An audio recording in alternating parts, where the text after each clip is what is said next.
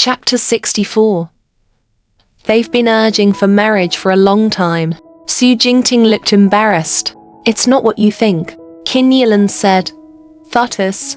Su Jingting patiently explained. Today was just an accident. She was shy and was not ready to meet her parents. She was still young and a little girl. Qin Yilan asked again. What accident? Su Jingting didn't answer.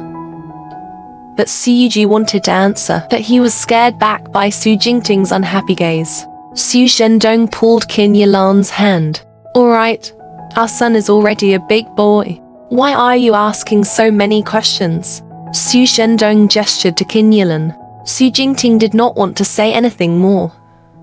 So it was better not to ask too much, lest it backfired. Qin Yilan instantly understood what he meant and instructed Su Jingting. It's good that you know your limits. 111 Bring her back to the old mansion for a meal in a few days. Su Jingting nodded. Time is almost the same. In the same. Your mother has a social gathering at night.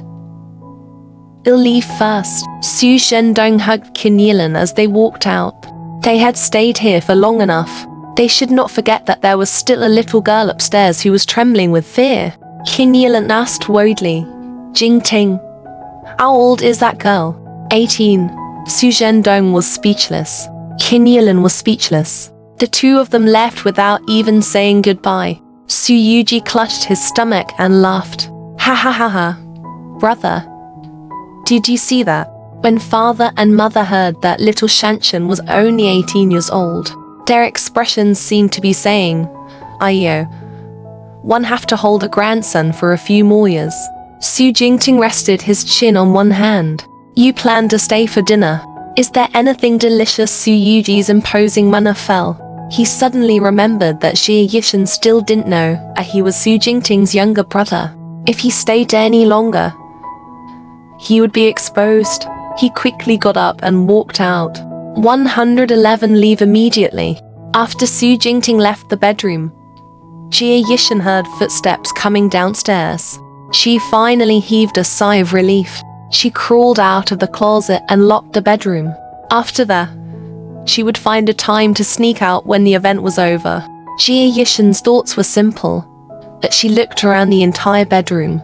Even if there were floor-to-ceiling windows, she couldn't go down. She didn't have the ability to jump down from the second floor. She had no choice but to wait in the bedroom.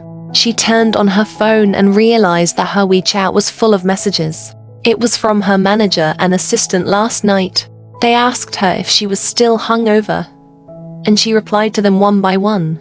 There were even messages from Hon Zimo who were concerned about her, and she politely replied to them. After replying to the message, she leaned against the headboard and waited until she was sleepy. Suddenly, there was a knock on the door, and Xie Yishan woke up with a start. She didn't make a sound and leaned against the bedroom door to listen for any movement. Su Jingting's voice came through the door. It's me. Open the door. Xie Yishan opened the bedroom door. Have they all left? Su Jingting nodded. Xie Yishan thought about the events from last night and today.